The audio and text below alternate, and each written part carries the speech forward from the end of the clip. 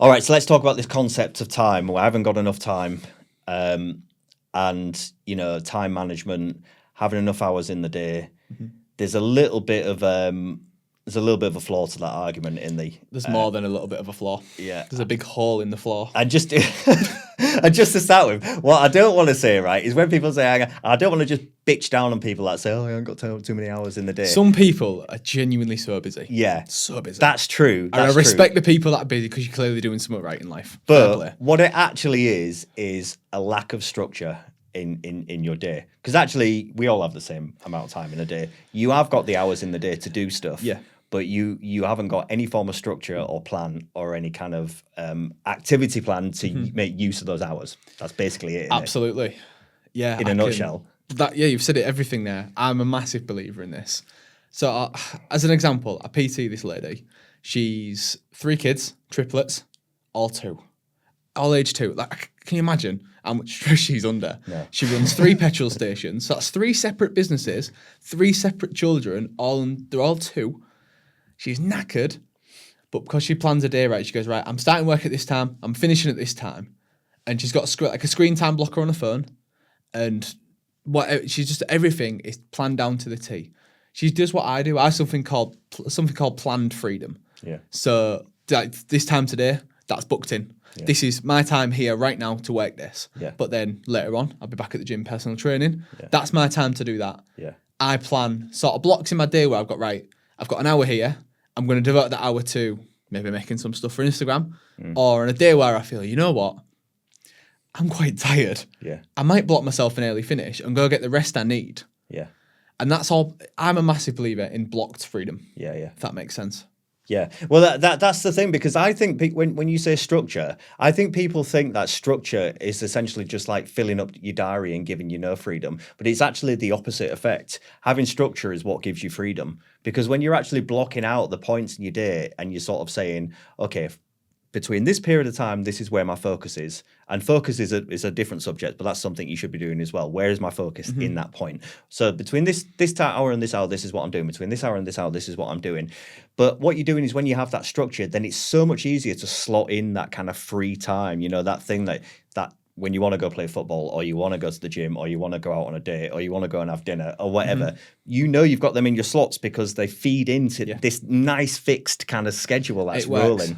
Yeah, so but the other thing I think is it's an excuse, and I'm guilty of it. I've said it loads of times. So like if people say I haven't got time, and what that actually means is I haven't decided. I can't decide. I can't make a decision. You have got the time. Of course you've got the time. Yeah. But what you actually mean is either you're not enthusiastic about it, it's just something you don't want to do, so you haven't made a decision on it. If that's the case, you should just be honest with yourself and say, I just don't want to do that. No, thank you. No, I don't want to do that. That's not going in my limited slot of structure. So do you know what I mean? With me being a personal trainer, that must be one of the things I hear every single day, maybe 5 times. I've just not got the time, Oscar. I just can't do it. My favourite thing to reply to that with is like, okay, I get you busy. Can you do me one thing? Yeah, of course. What's that? Go on your phone. Can you press screen time for me? Yeah, fine. No, isn't it? Go, whoa. Yeah. 8 hours a day. Yeah. How many of them hours were spent on TikTok?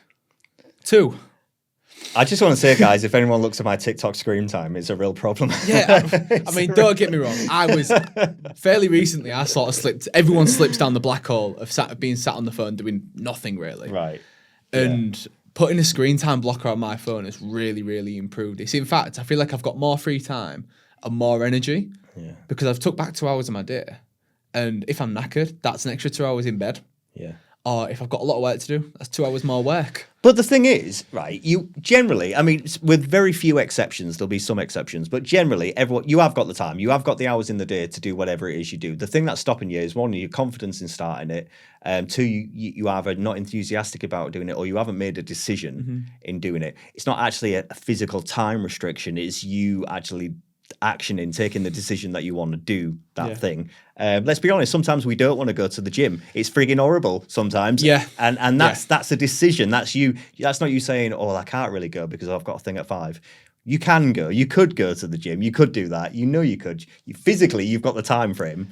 But actually, you're just making a decision, I don't want to do it. And sometimes that's all right. Sometimes it's necessary. Yeah.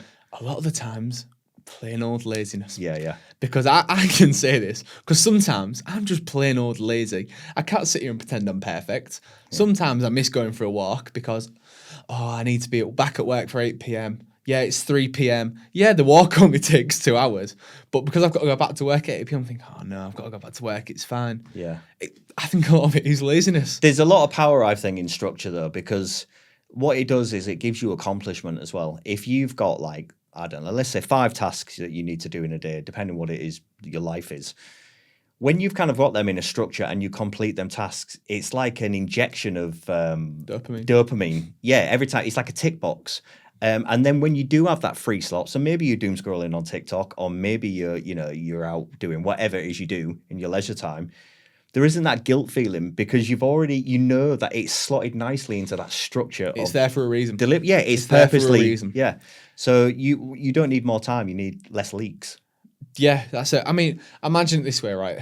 Your car's broke down. Yeah. And it's because of an oil leak, but you can still drive it. And your mechanic's saying, right, you've got an oil leak. We need to know how much oil is actually leaking. Yeah. Once a day, can you check your oil level for me? Yeah. That's like you checking in on yourself almost, thinking, right, what's happening? Where am I leaking my time? Yeah. And if you're not checking, you're never going to find out where your oil leak is. And then you're going to be, oh no, why's my car broke down again? There's a really cool activity that you can do, and it is a ball ache. It really is. But I promise you, it's totally worth doing. And that's like literally a time tracker of your day. And you do this for 7 days. And you track every 30 minutes of your day. So you literally say, what did I do in the last 30 minutes? What did I do in the next 30 minutes? What did I do in the next 30 minutes?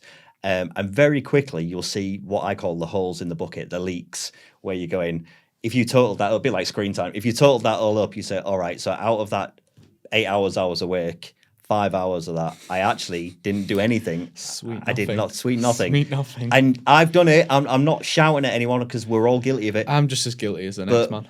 Do that, and I promise you, it is a pain because, like, nobody wants to track anything. That's another activity, right? Yeah. But I swear to God, if you're trying to improve, you're trying to understand where's your time going, how am I making use of my time, why? What's measured gets improved. What's measured gets improved. I mean, what I do a lot of the time is if I'm in like sort of deep work, I think, right, I've got a list this long of things I need to do. I'll set myself half an hour timers on my phone. I'll put my phone behind my laptop screen, I'll work away. And then time will go beep, beep, beep, beep. And then it'll say, what have you done in the last half an hour? And then if I can then look at my phone and go, I've done nothing in the last half an hour. Yeah. I'll set off my half an hour timer again. Then the next half an hour, you'd hope it was better. And 99% of the time, it is better because I've held myself accountable for that first half an hour doing fuck all, for lack of a better word. Yeah. And then as it improves, it's like, well, what measure gets improved? Yeah. I think I can do better. I know I'm better than that. I know I'm better than that. I know I'm better than that. And then over time, measuring, tracking, it becomes your new normal. Yeah. I really think. So if you're saying you haven't got time, basically what we're saying is your likelihood is you have got time. You've just got no structure. Yeah, I can sit with that. That's it.